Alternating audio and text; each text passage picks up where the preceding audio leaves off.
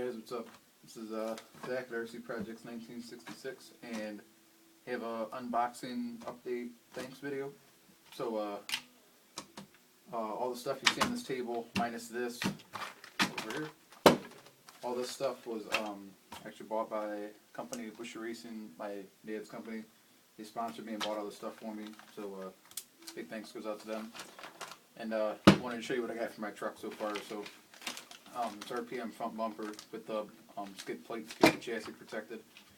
I also cut my mud flaps, Nerf bars, whatever you want to call them.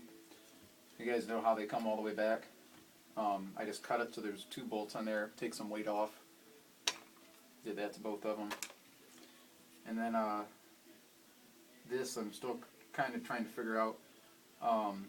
The battery tray, as you guys know, if you have this on your truck, it's going to sit on the chassis like this. And if you look at it, there's risers underneath of it. As you can tell right here, there's these risers. Call them battery tray risers. I don't know what the proper name for them is.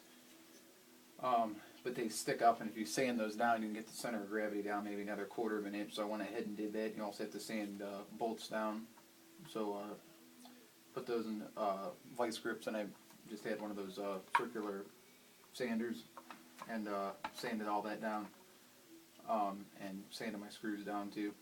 So lighter battery tray, got a little bit of weight off there. I was going to Swiss cheese it, but decided not to. But this is a little bit lower now, and I got a gram or 2 off of it, which isn't a big deal. I'm going to go ahead and do this little stuff first. Doesn't really need unboxed or unbagged or anything. The rear shock body, and this is the hardened aluminum, or the CNC aluminum ones. These are going to replace the blue ones that are known for stripping out. So things are light. So got those. Then we have the center HD lightened out drives. I'm not going to take this stuff out of the bag. We also have the front hardened CNC aluminum shock towers, hard anodized shock shock bodies. This TLR part, you guys know that I have the front titanium nitrate shaft, shock shafts, and I already have the rears. This is for the front. So basically now I can completely redo my shocks. I have new shafts and new bodies, and this will have the new caps and the new collars. So basically all I'm taking over is my pistons, all the little spacers and everything, and the nut on the inside obviously, but I don't have new collars and aluminum cap. So these shouldn't wear out as quick as the stock ones do. My stock ones are already starting to go. So we're going to do this thing pretty obvious.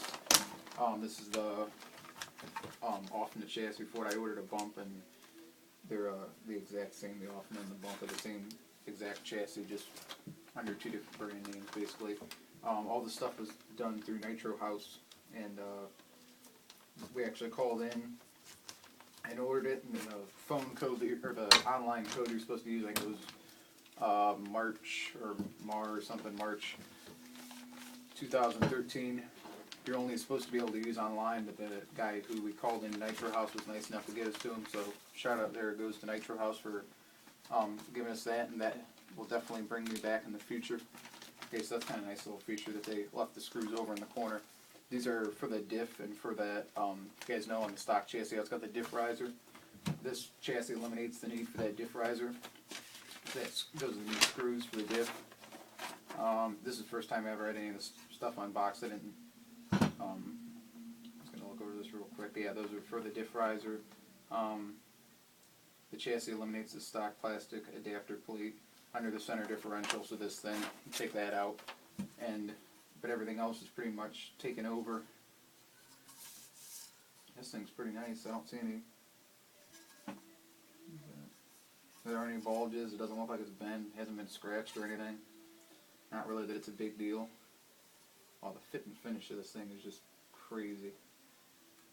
Yeah, I don't see any molding marks or any burrs or anything.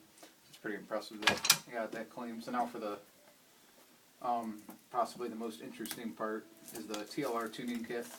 A couple people have added it up. I haven't personally done it. People say that it comes somewhere between 190 and 200 bucks. If you add up everything that's just in the TLR kit, it's like 110 or 120 on their website. And the chassis is like 90, but if you bundle that, it's 180 total, so you save a little bit of money.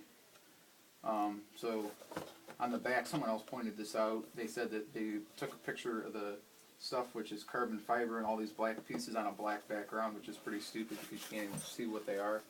You see a black screen, you see like a little outline, so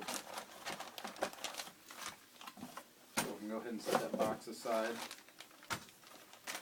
So this is divided up into the front and the rear, and I'm assuming that this is the rear.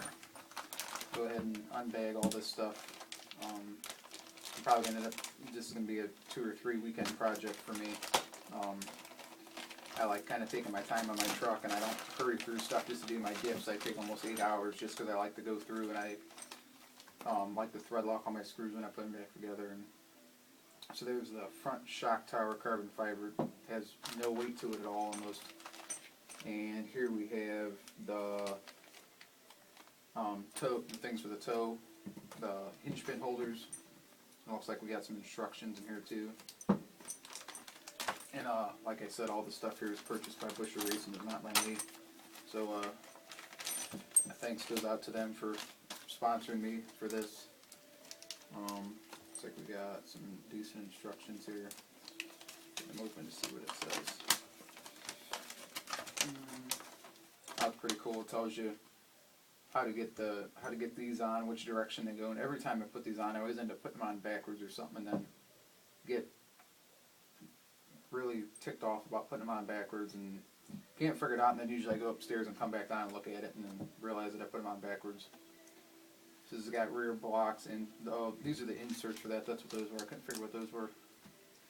So this tells you how many degrees of toe that's going to give you with what block. That's pretty cool. Here looks like we got some O-rings, the shock standoff, the shock collars, and the caps. And then this is all going to be the front. I want to try to keep this stuff somewhat separated. I'll have a hard time getting it all back where it needs to be if I don't.